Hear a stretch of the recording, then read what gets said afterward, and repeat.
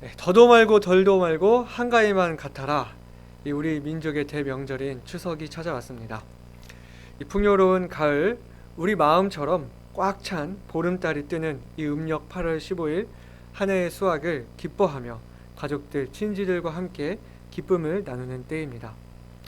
그런데 가족끼리 모이면 이 즐거운 일만 있어야 되는데 때때로 이 오랜만에 가족끼리 모였는데 싸우기도 하고요. 또 모일 때마다 부모님 앞에서 얼굴 붉히며 돌아가는 형제 자매들이 있는 것을 보면 또 안타깝고 아쉽기도 합니다. 그래도 이 추석은 우리에게 아주 큰 의미가 있는 명절이죠.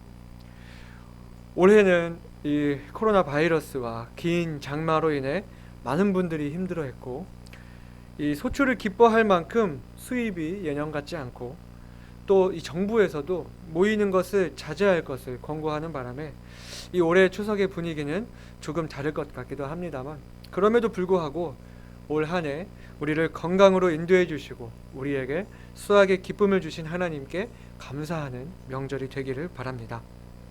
한가위만 같아라 하는 그 말처럼 언제나 우리의 삶이 넉넉하고 풍요로웠으면 좋겠지만, 그리스도인의 삶은 재물의 풍요로움을 추구하는 삶이 아닙니다. 구원에 대한 감격과 주님과 동행하는 기쁨으로 이 살아계신 하나님을 경험하는 영혼의 만족과 평안을 누리는 삶이 그리스도인의 삶입니다. 바라기는 우리 성도님들이 물질적인 풍요도 누리지만 또 그 어떤 풍요보다도 주님으로 인한 영혼의 풍요를 누리시기를 바랍니다.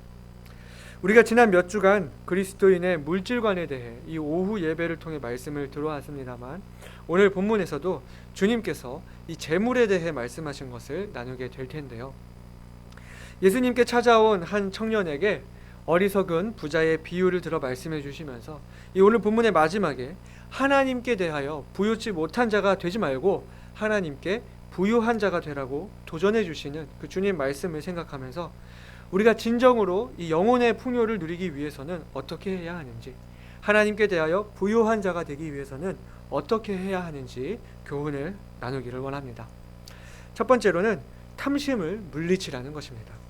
오늘 본문 13절부터 15절까지 말씀 함께 보시겠습니다. 무리 중에 한 사람이 이르되 선생님, 내 형을 명하여 유업을 나와 나누게 하소서 하니, 이르시되 이 사람아, 누가 나를 너희의 재판장이나 물건 나누는 자로 세웠느냐 하시고 저희에게 이르시되 삼가 모든 탐심을 물리치라. 사람의 생명이 그 소유에 넉넉한데 있지 아니하니라 하시고. 아멘. 예수님께서 수많은 무리들 가운데 말씀을 가르치실 때에 한 청년이 주님께 찾아왔습니다. 그는 예수님께 형의 유산을 나와 나누게 해달라는 요청을 합니다. 형이 모든 유산을 다 가져갔는지 아니면 자기에게 할당된 그 유산이 부족하다 생각했는지는 모르지만 이 예수님께 이 문제를 가지고 와서 자신에게 합당한 유산이 돌아오도록 해달라는 요청을 하는 것을 보게 됩니다. 당시 이스라엘 사람들은 이 랍비들에게 이런 민사 소송의 문제들을 가지고 와서 해결을 구했기 때문에 이 사람은 예수님을 선생으로 인정하고 이러한 문제들을 해결해 달라고 요청했던 것인데요. 근데 주님은 그 요청을 거절하시면서 그의 문제가 탐심이라 지적을 하십니다. 여러분, 탐심이 뭔가요? 내가 가진 것보다 더 가지려고 하고, 가진 것으로 만족하지 못하고 내 것이 아닌 남의 것까지도 가지고자 하는 그 욕심이 바로 탐심인 것이죠. 주님을 찾아온 이 사람의 마음에 더 가지고자 하는 탐심으로 주님을 찾아온 것을 아신 예수님은 마음속에 있는 그 탐심을 물리치라 말씀하시고, 사람의 생명이 소유에 넉넉한 데 있지 않다 말씀하시며 이것을 설명하기 위해 어리석은 부자의 비유를 들어 말씀하신 것입니다. 우리가 지금까지 봐온 예수님은 사람들의 필요를 채우시는 분이었습니다. 어리석은 질문에도 지혜로운 대답으로 알려주시며 사람들의 필요를 무시하지 않으셨습니다. 그러나 오늘 본문의 이 사람은 자기의 탐심을 채우기 위한 목적으로 예수님을 찾아왔기 때문에 주님께서 그 부탁을 들어주지 않으시고 도리어 그의 안에 있는 탐심을 물리치라 말씀해 주신 것입니다. 우리가 하나님께 부유한 자가 되기 위해서는 먼저 우리 안에 있는 탐심을 물리쳐야 합니다. 우리 야고보서 4장 2절과 3절에는 주님 말씀하시기를 너희가 욕심을 내어도 얻지 못하고 살인하고 시기하여도 능히 취하지 못하나니 너희가 다투고 싸우는도다. 너희가 얻지 못함은 구하지 아니함이요 구하여도 받지 못함은 정욕으로 쓰려고 잘못 구함이니라. 이렇게 말씀을 하셨습니다. 오늘날에도 많은 사람들이 탐심을 가지고 예수님을 찾습니다. 예수님을 그저 우리에게 복을 주시는 분, 물질의 축복을 주시는 분, 건강을 주시는 분, 지혜를 주시는 분으로 여깁니다. 사업이 잘 되고 가정이 평안하고 자녀들이 잘 되고 만사가 형통하기 위해 이 자기의 필요만을 위해 주님을 찾는 것입니다. 주님께서 이 땅에 오신 목적, 주님께서 우리에게 주시고자 하는 것은 생각하지 않은 채 그저 자기의 필요만을 가지고 그것을 달라고 주님을 찾는 것입니다. 그러한 사람들에게 주님은 오늘도 동일하게 이 사람아 누가 나를 너희의 재판장이나 물건 나누는 자로 세웠느냐 응답하실 것입니다. 우리가 주님을 찾는 것 바른 일입니다. 그러나 그 목적이 우리의 탐심을 채우기 위한 목적으로 찾아서는 안 되는 것입니다. 우리는 바른 목적으로 주님을 찾아야 하는 것입니다. 주님이 이 땅에 오신 목적이 무엇입니까? 누가복음 19장 10절에 말씀하시기를 인자에 온 것은 잃어버린 자를 찾아 구원하려 함이니라 말씀하셨고, 또 요한복음 10장 10절에는 말씀하시기를 도적이 오는 것은 도적질하고 죽이고 멸망시키려는 것뿐이요 내가 온 것은 양으로 생명을 얻게 하고 더 풍성히 얻게 하려는 것이라 말씀하셨습니다. 우리를 구원하기 위해 구원자로 오신 예수님, 우리가 그분을 믿고 예수를 구세주로 모시며 그분 안에 거하길 원하시는 그 예수님의 목적을 따라 우리는 주님을 찾아야 합니다.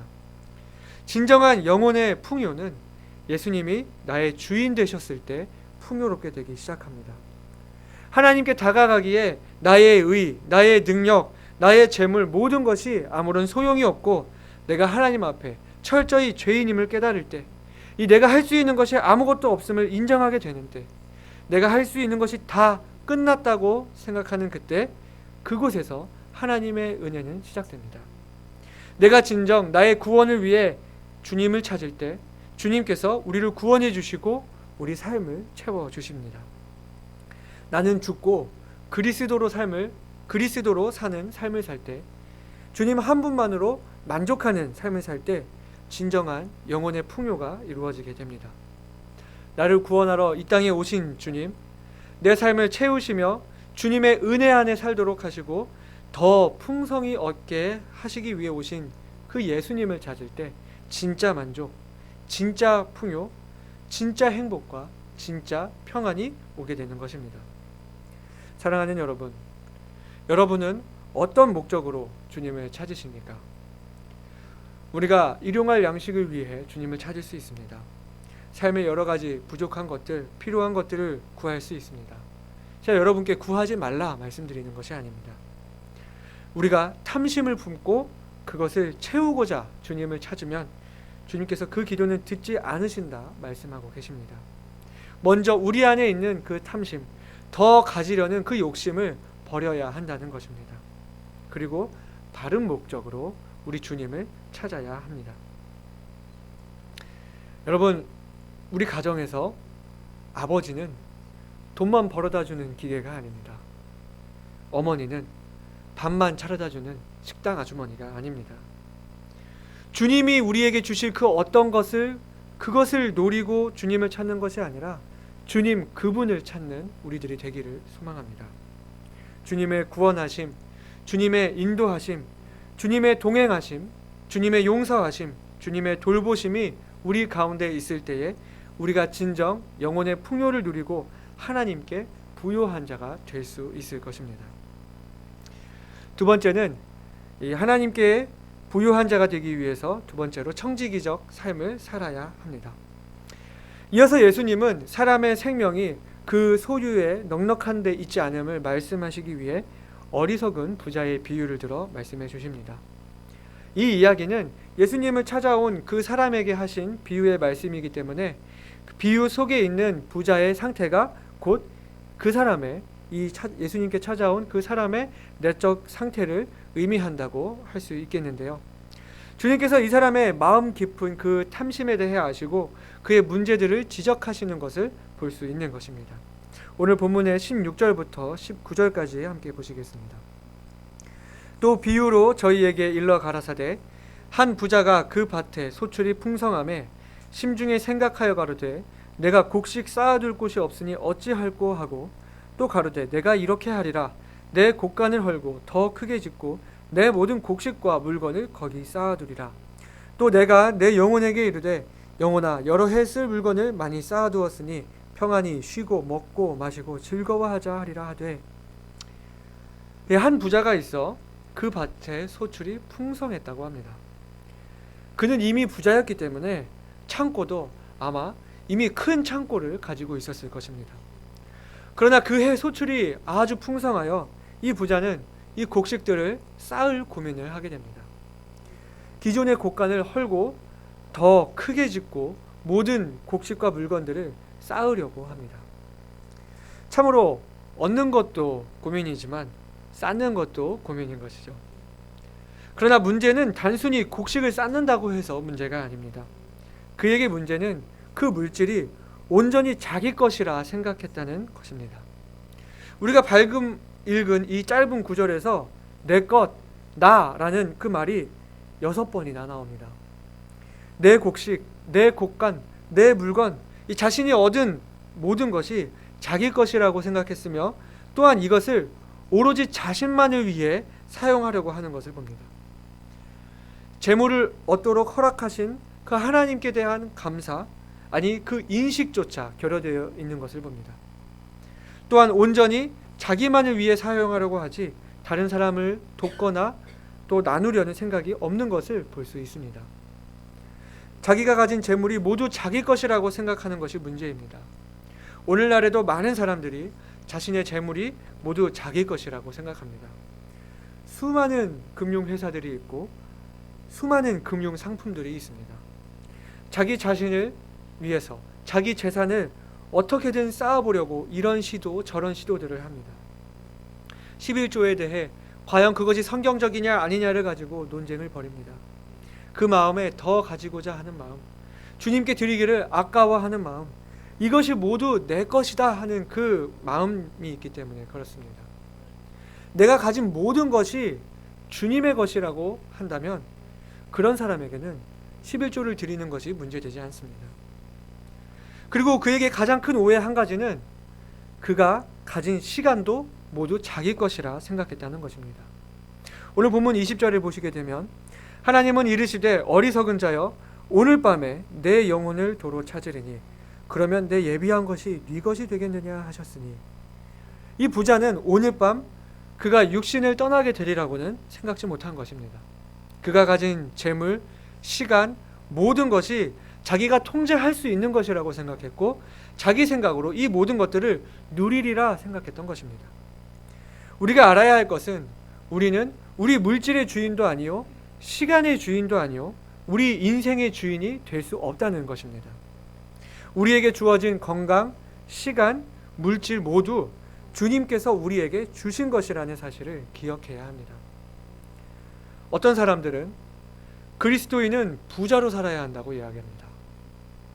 또 어떤 사람들은 그리스도인들은 가난하게 살아야 한다고 이야기합니다. 여러분은 어떻게 생각하시나요? 주님 말씀하시기를 그리스도인은 청지기로 살아야 한다고 말씀하십니다. 내게 주어진 모든 것들을 주님이 주신 것으로 인정하고 주님이 주신 것을 잘 관리하는 청지기의 삶을 살아야 하는 것입니다. 부자로도 살 수 있고요.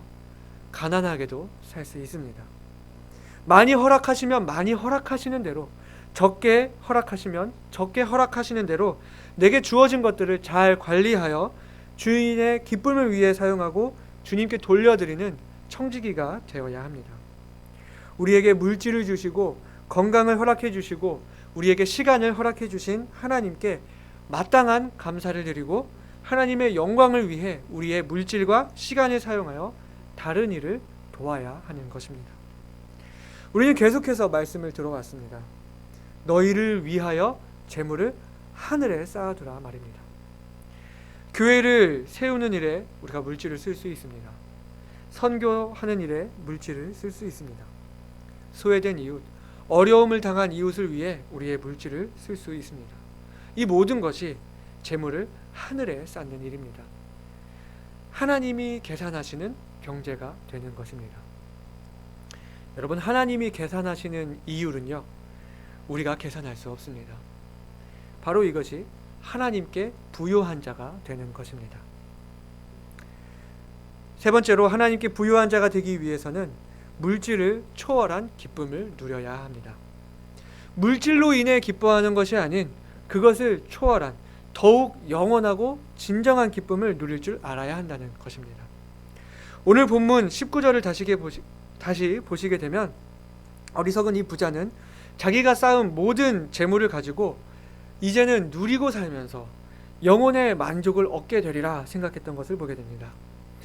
또 내가 내 영혼에게 이르되, 영혼아, 여러 해 쓸 물건을 많이 쌓아두었으니 평안히 쉬고 먹고 마시고 즐거워하자 하리라 하되, 하나님은 이르시되, 어리석은 자여, 오늘 밤에 내 영혼을 도로 찾으리니 그러면 내 예비한 것이 네 것이 되겠느냐 하셨으니, 이 부자의 또 하나의 착각은 영혼의 만족을 물질로 채울 수 있을 것이라 생각했다는 것입니다.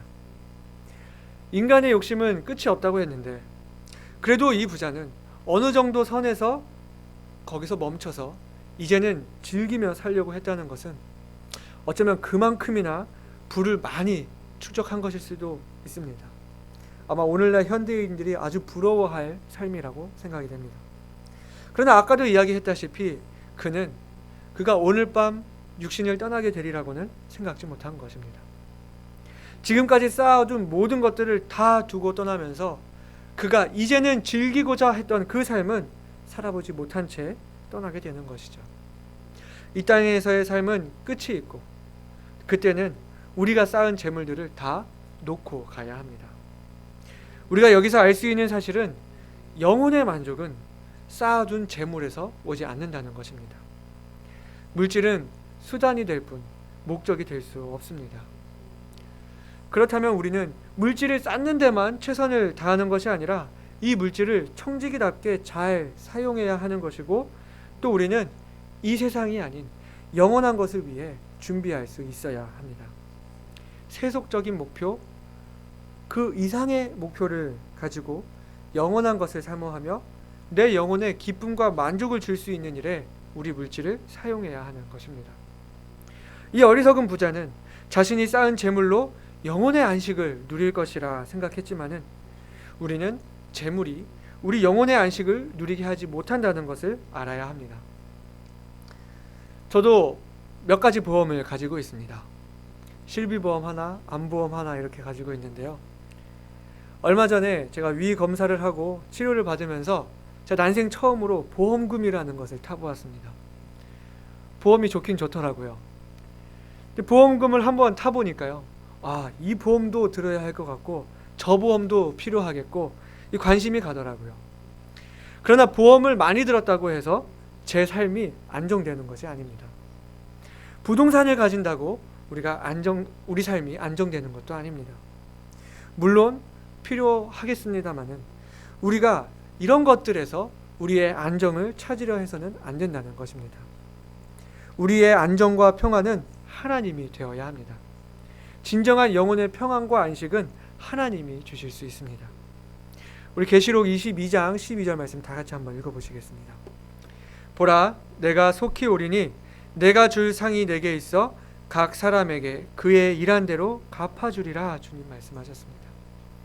나의 생명이 저 하늘에 속해 있다는 것, 내 이름이 생명책에 기록되었다는 것, 주님께서 심판하실 그날이 와도 나는 그 심판을 통과한다는 것, 나의 삶을 주님께서 지켜보고 계시며 나의 일한 대로 주님이 갚으시리라는 사실이 우리 주님의 변함없고 반드시 이루실 약속이기 때문에 우리 영혼이 평안할 수 있는 것입니다. 따라서 우리는 이 땅에 살지만은 저 하늘의 소망을 품고 하늘에서의 삶을 준비해야 합니다. 우리가 많은 것으로 기뻐할 수 있겠지만 우리 기쁨이 이 땅에만 있는 것이 아니라 저 하늘에서 영원히 기뻐할 기쁨으로 남아 있어야 하는 것입니다. 시편 62편 5절부터 7절까지 말씀 우리 다 같이 읽어보시겠습니다. 나의 영혼아 잠잠히 하나님만 바라라. 대저 나의 소망이 저로 쫓아 나는도다. 오직 저만 나의 반석이시요 나의 구원이시요 나의 산성이시니 내가 요동치 아니하리로다. 나의 구원과 영광이 하나님께 있으며 내 힘의 반석과 피난처도 하나님께 있도다. 아멘.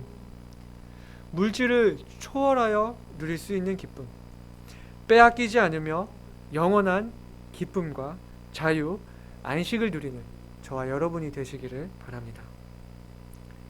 물질 만능주의인 오늘날 사람들은 점점 물질에 집착하고 소유하고 있는 것으로 남을 평가하고 재물로 자신을 드러내고 재물로 안정을 찾고 투자에 열을 올리는 시대를 살고 있습니다.